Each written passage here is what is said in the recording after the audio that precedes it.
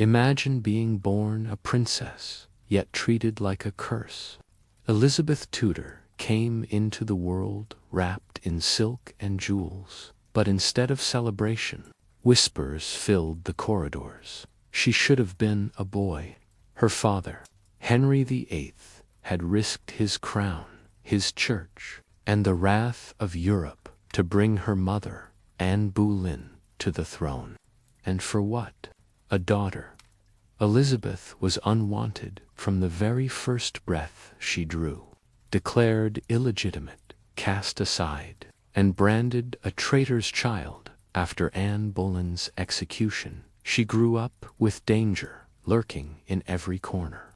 But what no one could have predicted was that this fragile, unwanted girl would outlast plots, betrayals, and assassins, rising to become one of the most powerful monarchs the world has ever known. This is the forbidden, shocking story of Elizabeth Tudor, the princess who wasn't supposed to survive, let alone reign.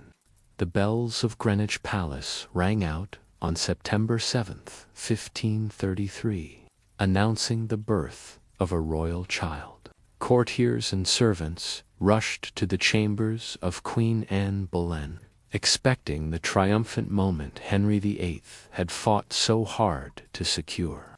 The king had torn England away from the Pope, defied Rome, and risked rebellion, all to crown Anne as his wife and queen. Now, after years of waiting, she had delivered his longed-for heir. But when the midwives laid the child in Anne's arms, the air in the chamber shifted.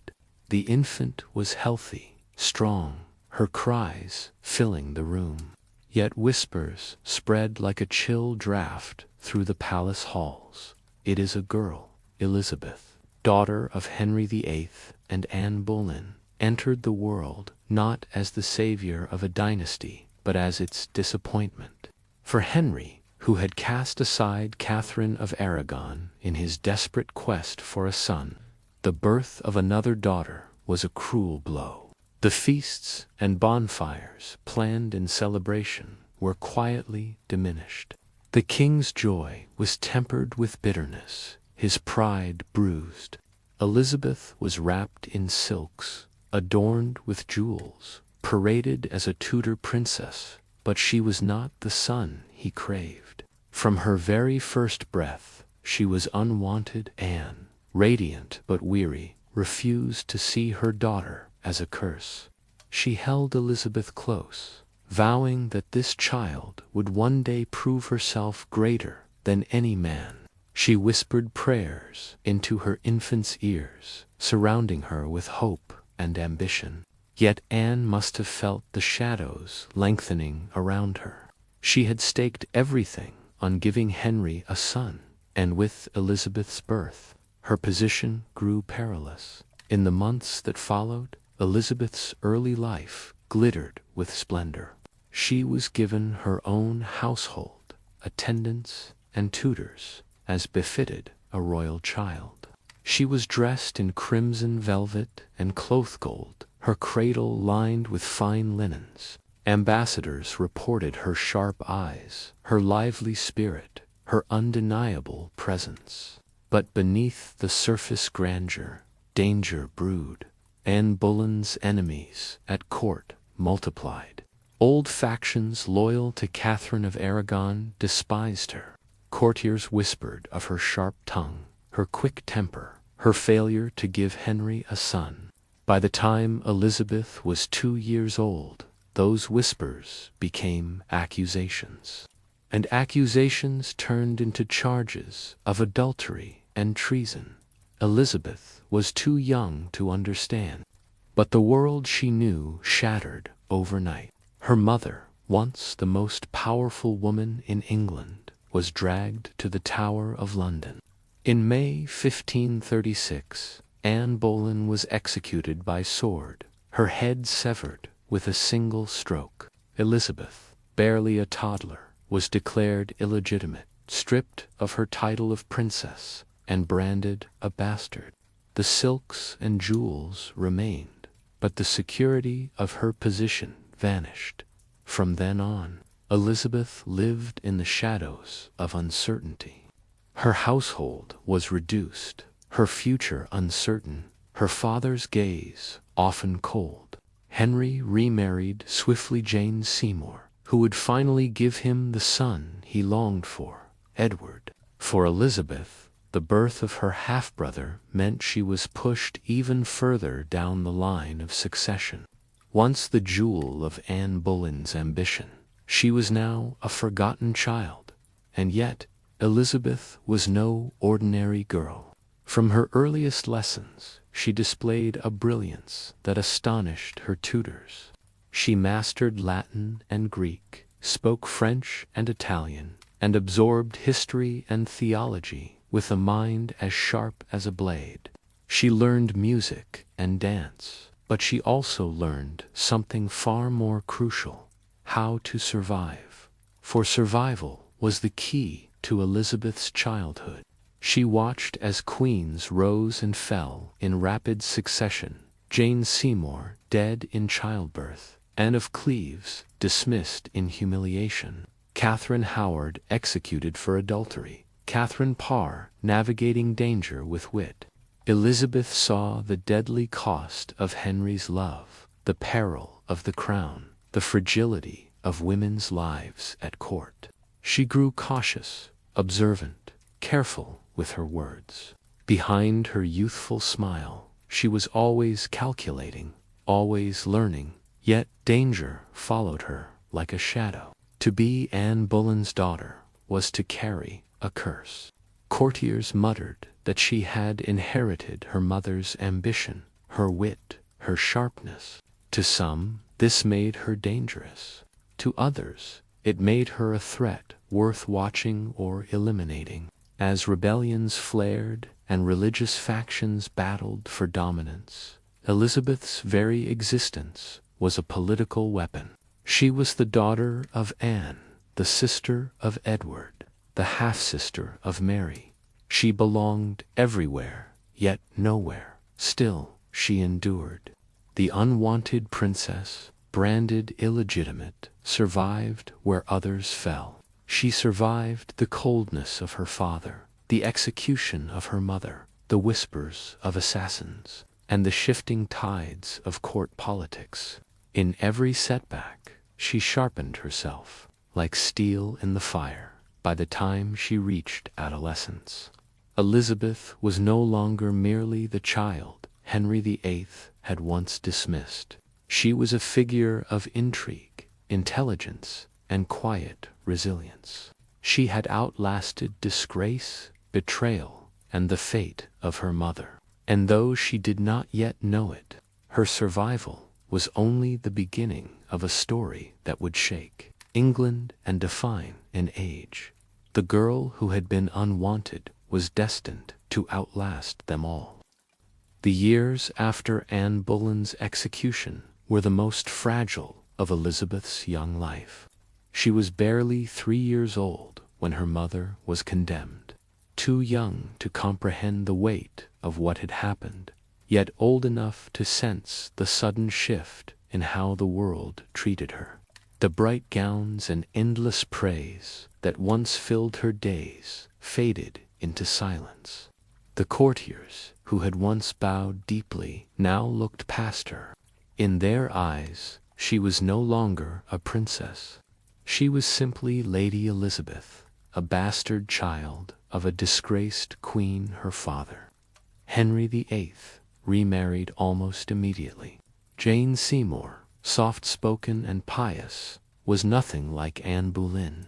Where Anne had been fiery and sharp, Jane was gentle and compliant. For Elizabeth, this change meant both loss and strange comfort. Jane had little interest in Elizabeth personally, but she did not despise her either. Unlike others at court, Jane allowed Elizabeth to remain at least acknowledged.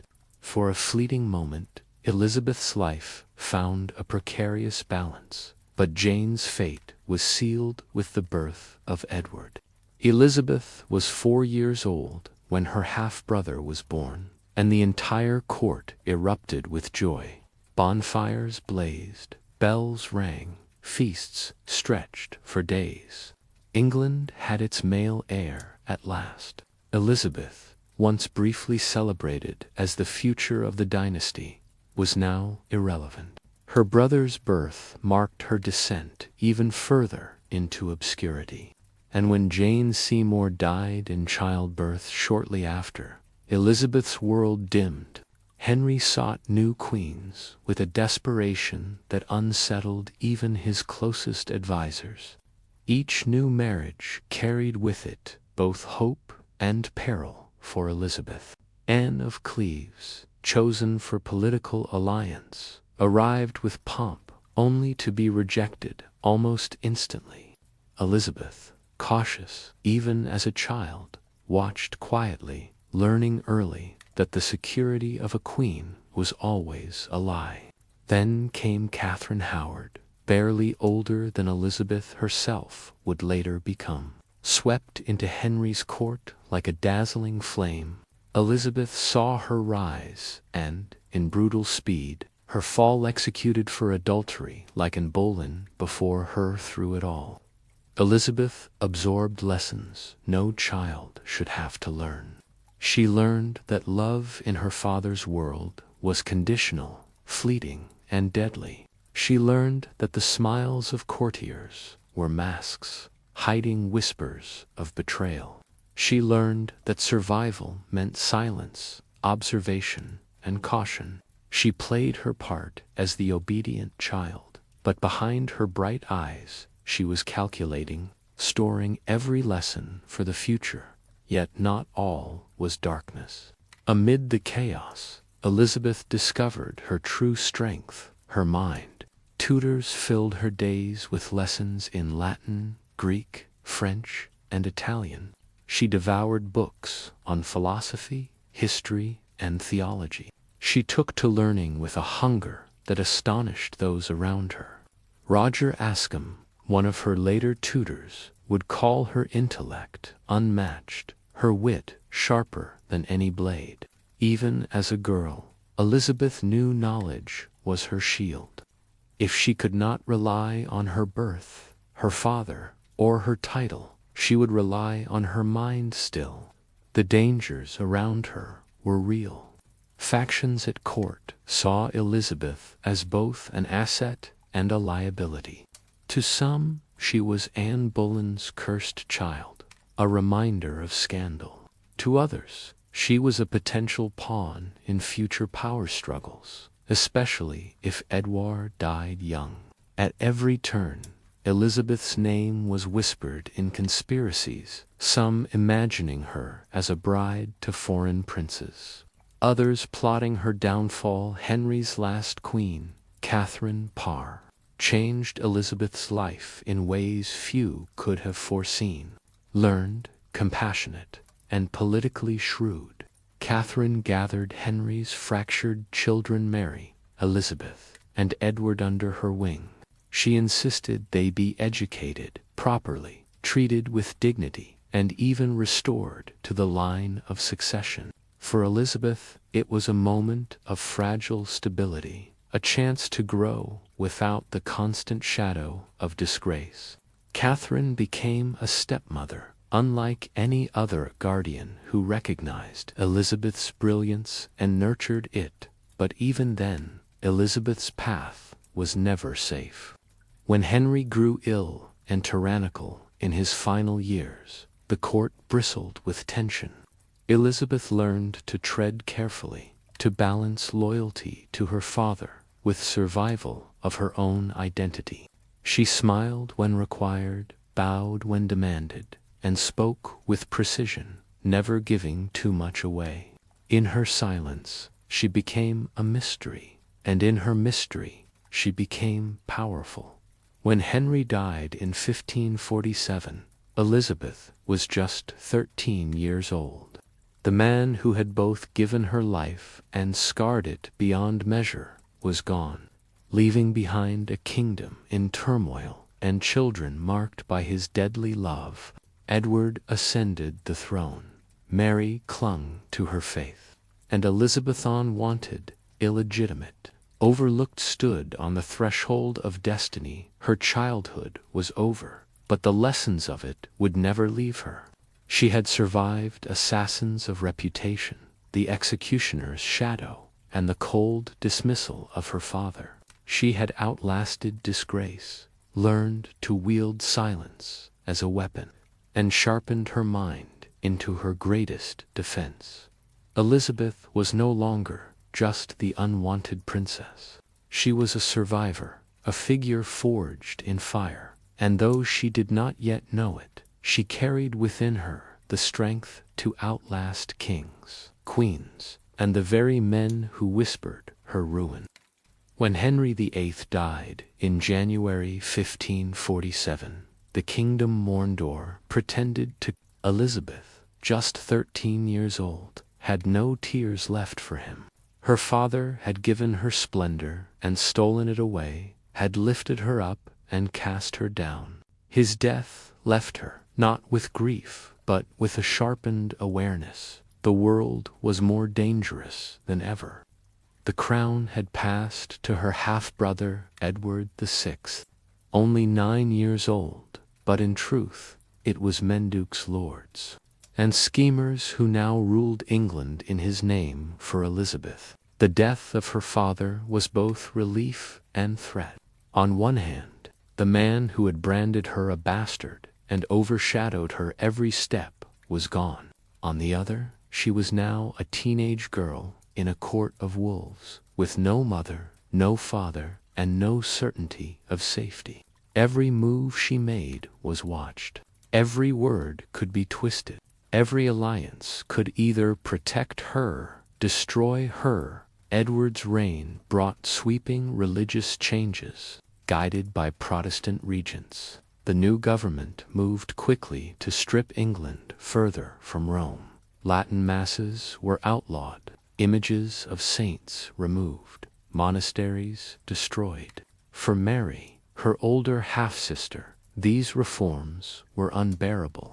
She clung to her Catholic faith with iron devotion, refusing to bow to Edward's religious policies. Elizabeth, however, played a different game. Though her heart leaned toward the Protestant faith she had been educated in, she knew better than to declare too openly.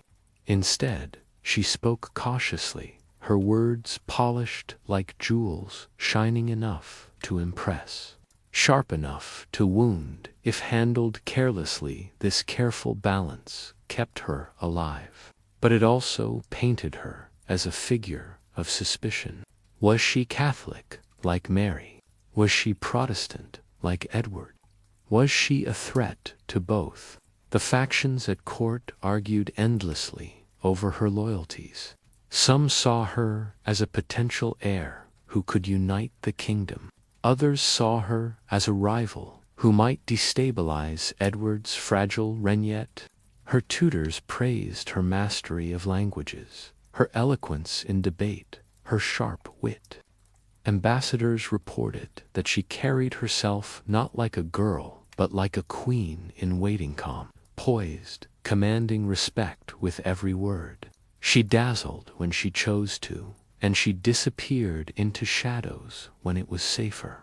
In these teenage years, she perfected the art of survival, weaving caution and charm into a shield. No assassin's dagger could pierce, but assassins did lurk, not always with blades, more often with whispers, plots, and schemes. One such danger came from Thomas Seymour, the ambitious uncle of King Edward. After Henry's death, Seymour married Catherine Parr, Elizabeth's beloved stepmother. Elizabeth, then a teenager living under their household, found herself caught in a situation that would nearly ruin her. Seymour, restless and reckless, sought to charm the young princess. He entered her chambers early in the mornings, tickled her, even cut her gown to ribbons in playful games that carried dangerous undertones. Catherine at first laughed it off, but soon saw the threat. To protect Elizabeth's reputation, she dismissed her from the household. Whispers spread through the court. Seymour had sought Elizabeth's hand in marriage, even considered using her as a pawn to gain power over Edward's throne. When Seymour was arrested for treason and executed in 1549, Elizabeth was dragged into the investigation. Interrogators pressed her with questions, seeking any hint of complicity. But Elizabeth, barely 15, answered with astonishing composure. "I did not love him," she said simply. Her words, careful and measured, saved her life. Many realized then that this girl had the mind of a queen. Still, danger shadowed her. With Edward's health fragile and Mary's Catholic faith stirring unrest, Elizabeth became the focus of countless conspiracies. Some plots imagined her as a Protestant savior if Edward died. Others painted her as a rival to Mary. To be Elizabeth was to be a target, a living question mark upon which England's future seemed to hang. But she endured. She learned to write letters laced with ambiguity, words that revealed nothing and suggested everything. She studied her enemies, smiled at her rivals, and prayed with whichever faith suited the moment. Each step was a dance on the edge of a blade. But Elizabeth never faltered. Her teenage years were not filled with carefree laughter or simple joys. They were forged in tension, suspicion, and survival. She saw how men in power plotted over the crown as though it were a bauble to be passed around, while women like her mother and Catherine Howard had lost their heads in the game. Elizabeth swore silently she would never be so vulnerable. She would never give anyone the chance to strip her dignity, her power, her life. When Edward's health began to fail in the early 1550s, Elizabeth felt the air grow heavy with menace. Whispers filled the court. If Edward died, who would rule? Mary, the devout Catholic, stood next in line, but Protestant factions feared her. Some looked to Elizabeth as their hope. Others plotted to bypass both sisters entirely. For Elizabeth, it meant her name was once again spoken in rooms where daggers gleamed in candlelight. She was still young, still officially unwanted, still branded illegitimate. Yet she had outlasted disgrace, scandal, and plots that could have ended her before her life had even begun. She had survived assassins of character, ambition, and rumor.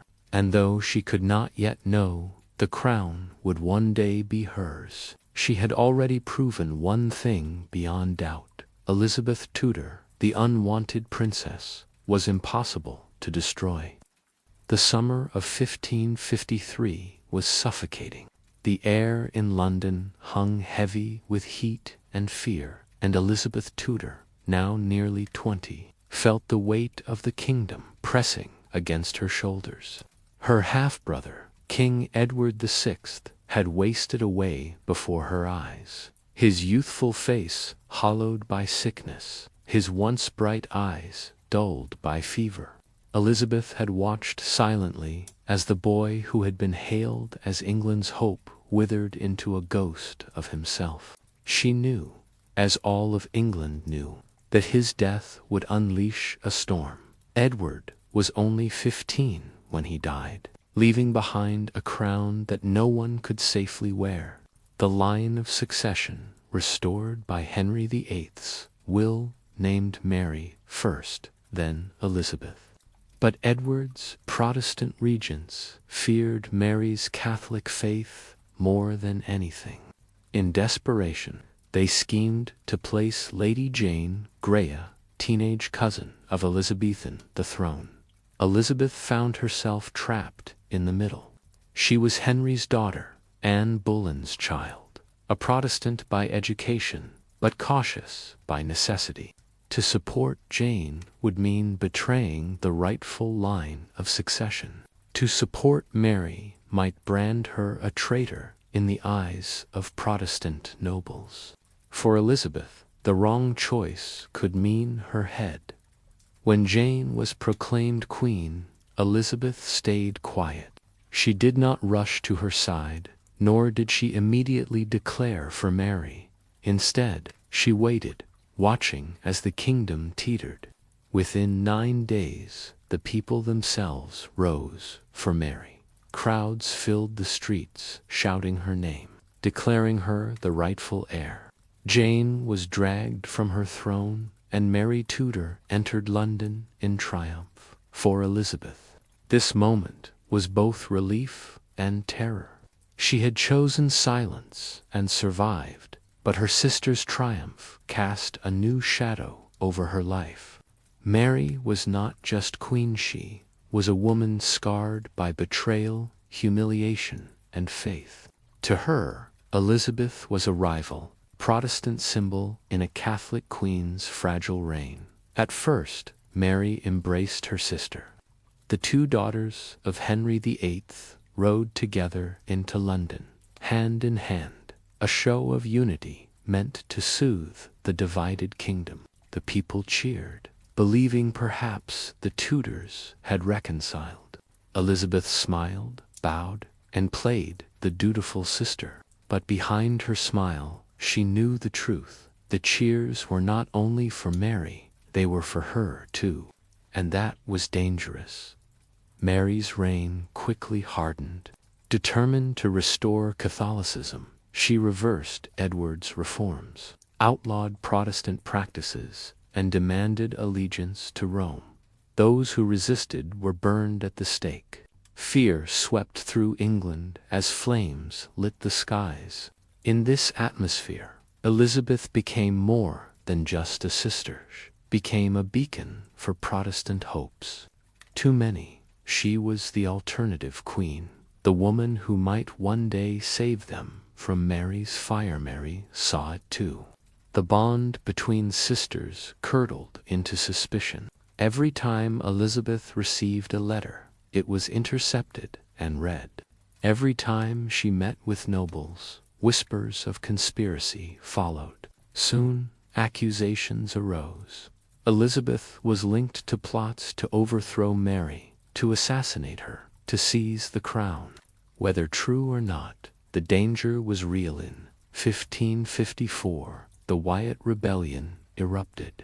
Rebels rose against Mary, protesting her plan to marry Philip of Spain, a Catholic prince whose presence would bind England even closer to Rome. As the rebellion spread, Elizabeth's name was whispered again. Was she part of it? Did she encourage it? Did she hope to take the throne in its wake? Elizabeth swore she had no part, but Mary's council was not convinced. Guards arrived at Elizabeth's residence, dragging her from her bed. She was interrogated, accused, threatened. Finally, she was sent to the Tower of London, the same tower where her mother, Anne Boleyn, had been imprisoned before her execution. The sight of the tower's looming walls struck Elizabeth with terror. She was 20 years old, a young woman whose life could end as swiftly as her mother's had. As she entered the gates, she whispered a prayer. "O Lord, preserve me." For days she was locked in cold, damp chambers, uncertain if the axe awaited her. Courtiers muttered that her head would soon roll, that the daughter of Anne Boleyn would meet the same fate, but Elizabeth endured. She denied every charge with calm precision, refusing to be broken. She wrote to Mary, pleading her innocence, assuring her loyalty, even as her hands trembled. "I am innocent of this crime," she declared. "I never thought of it, never knew of it." Her words, careful and composed, echoed with the same steel she had shown when interrogated about Thomas Seymour years earlier. Perhaps it was her eloquence. Perhaps it was Mary's hesitation to execute her own sister. Or perhaps it was the realization that killing Elizabeth might spark even greater rebellion. Whatever the reason, Elizabeth was spared. After 2 months in the Tower, she was released under guard, under suspicion, but alive. Her survival in this darkest chapter cemented her legend. She had outlasted the Tower, the interrogations, and the shadow of the axe. She emerged thinner, paler, but unbroken. The people saw her resilience as proof of destiny. They whispered that God had saved her for a purpose, that the unwanted princess was meant to be Queen Mary, however, did not relent. She kept Elizabeth under close watch, sending her to the countryside under house arrest. Every letter, every visitor, every action was scrutinized. Yet Elizabeth endured with the same quiet patience she had cultivated since childhood. She read, studied, prayed, and waited. She knew her sister's reign was fragile, built on fire and fear, and she knew, as all England did, that Mary's childless womb meant her time would not last forever. The unwanted princess had once again escaped the noose of death. She had outlasted her enemies, survived her sister's wrath, and endured the Tower itself. In the silence of her captivity, she strengthened her resolve. One day, she told herself, her time would come. Elizabeth's release from the Tower was not freedom. It was a reprieve, a pause in a dangerous game where the stakes were life and death. Sent to the countryside under heavy guard, Elizabeth found herself a prisoner in all but name. Every letter she wrote was intercepted, every visitor questioned, every glance weighed with suspicion. Her sister Mary's reign grew harsher with each passing year, and Elizabeth's name was never far from the lips of those who plotted rebellion or those who sought to silence it. To many, it was not just a union, but a surrender, a binding of England to foreign Catholic power. Elizabeth, by contrast, became the symbol of resistance. Though she spoke carefully, never openly opposing her sister, the people saw in her a Protestant hope, a chance for deliverance. Everywhere she went, eyes followed her. When she knelt in prayer, rumors claimed she prayed for Mary's death. When she smiled, whispers spread that it was the smile of England's future queen. The weight of expectation grew heavier. Elizabeth, still in her early 20s, bore it with remarkable composure. She had been trained since childhood to conceal her emotions, to guard her words, to wear masks as deftly as her father had worn crowns. To those who watched her, she was polite, cautious, submissive, but behind her calm exterior, she was always calculating, always preparing. Mary, meanwhile, grew more desperate. Her attempts to restore Catholicism through policy and persuasion failed, and so she turned to persecution. The fires of Smithfield blazed as Protestant men and women were burned alive, earning Mary the name Bloody Mary. For Elizabeth, the danger was suffocating. Though she avoided public opposition, she could not escape association with Protestant sympathies. Courtiers who supported her whispered in shadows, fueling the Queen's paranoia. Mary's counsel pressed her again and again. Elizabeth must be dealt with at one point. Rumors swirled that Elizabeth would be poisoned quietly, dispatched without trial. Another time, guards were said to have been ordered to watch her closely, for her eyes betray ambition. Assassins did not always come with knives. Thieves came with words, ink, and suspicion. Each day Elizabeth survived felt like a victory. Each night she laid her head down, wondering if she would live to see the morning. In 1555, Elizabeth was summoned back to court.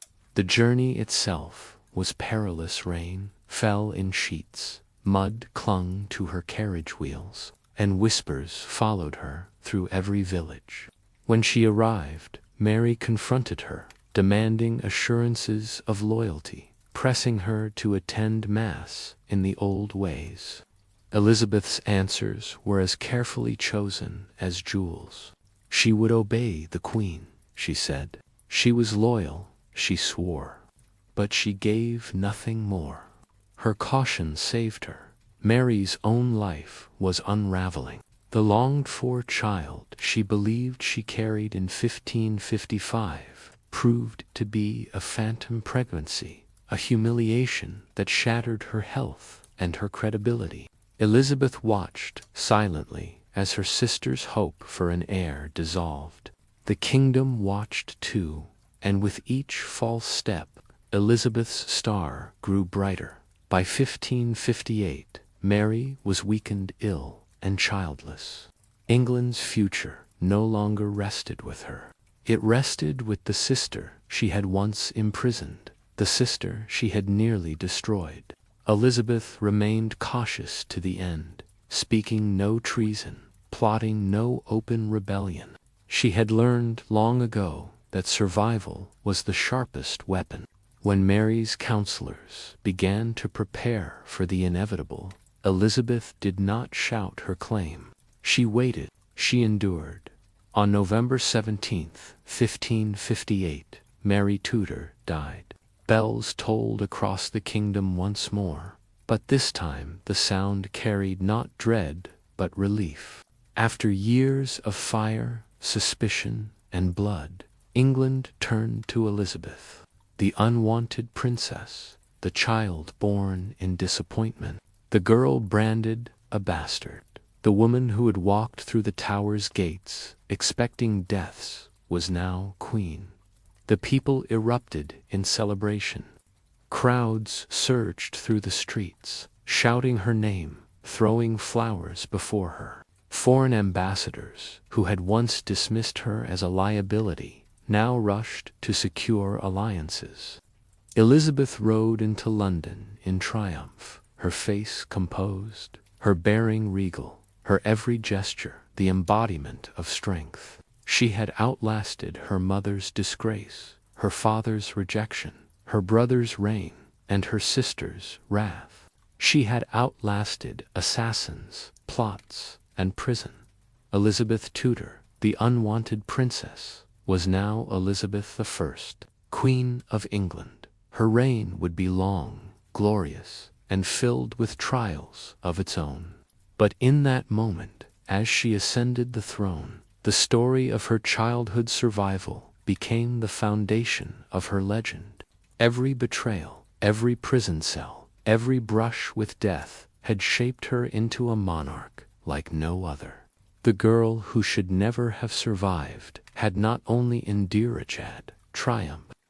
On a cold January morning in 1559, the bells of London rang not for sorrow but for joy. Elizabeth Tudor, once the unwanted princess, once the girl who had walked into the Tower expecting death, now rode in triumph to her coronation. The streets overflowed with people, their voices rising in thunderous cheers, their arms outstretched with flowers and gifts. For the first time in her life, Elizabeth was not shadowed by disgrace. She was not merely Henry VIII's bastard daughter, nor Mary Tudor's prisoner. She was England's queen. Her procession glittered like a vision. Elizabeth wore robes of gleaming gold and crimson, jewels flashing at her throat, her red gold hair streaming beneath a crown. Yet what struck the people most was not her splendor, but her composure. She carried herself with grace, her hand raised in blessing, her face radiant with calm. After decades of chaos, betrayal, and fire, England saw in her not just a monarch, but salvation.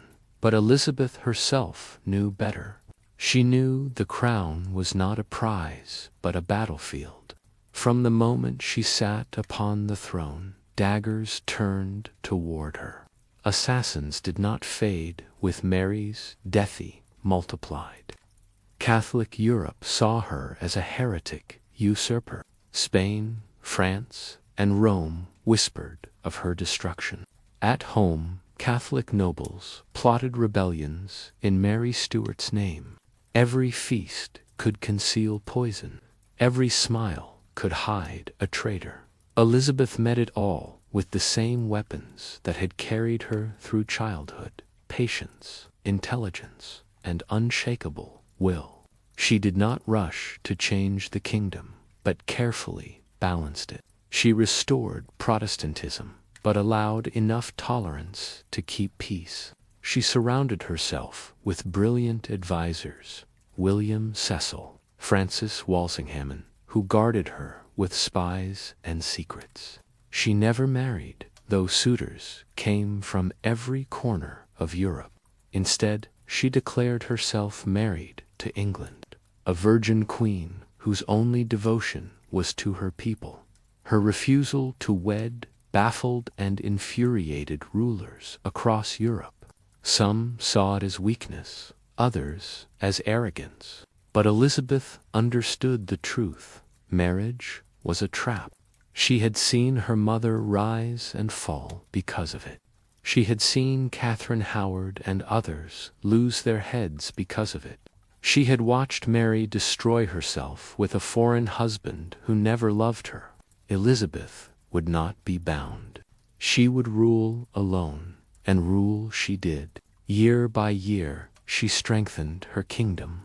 Trade flourished, culture blossomed, and the English Renaissance bloomed under her watch. She turned England into a naval power, defeating the Spanish Armada in 1588, a victory that astonished the world. She outmaneuvered plots, crushed rebellions, and stood unbroken against the greatest empires of her age. Yet even at the height of her glory, Elizabeth never forgot the shadows of her past. She remembered the tower, its damp stones pressing in on her, the echo of her mother's fate lingering in the silence. She remembered Mary's glare, the interrogators' questions, the courtiers' whispers of death. Those memories shaped every choice she made, every mask she wore, every word she spoke. She had been unwanted, illegitimate, nearly destroyed, and it was precisely those scars that made her indestructible. Assassins never stopped coming. Plots rose and fell throughout her reign. Ridolfi plot, the Babington plot, endless schemes to replace her with Mary, Queen of Scots. But Elizabeth outlasted them all. Each time she played the game with precision. She smiled when she needed to, punished when she must, and waited when patience promised victory. One by one, her enemies fell. Even Mary Stuart herself, once a rival queen, was executed after years of imprisonment. A decision Elizabeth agonized over, one she knew secured her crown. The people adored her.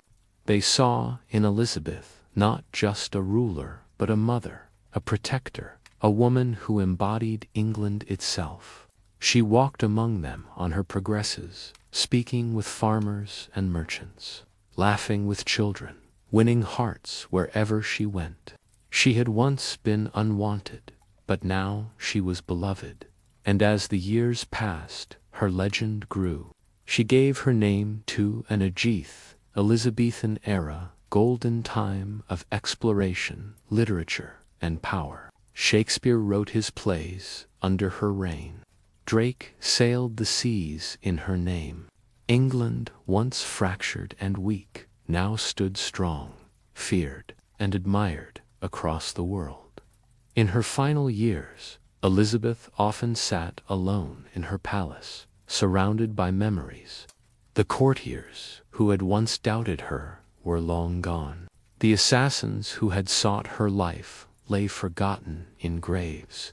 Even her enemies abroad had faded, their threats broken against her endurance. She had outlived them all when she died in 1603. After 44 years on the throne, she left behind a kingdom transformed. She had taken the crown as an unwanted princess, fragile and scarred, and she left it as one of the greatest monarchs in history. Her reign closed the Tudor dynasty, but opened a new chapter for England. The unwanted child who had survived assassins, betrayals, and the Tower, had written her name in fire across the pages of history. She was no longer Henry's disappointment, nor Anne's curse, nor Mary's rival. She was Elizabeth, Virgin Queen, Gloriana, a legend who had outlasted them all.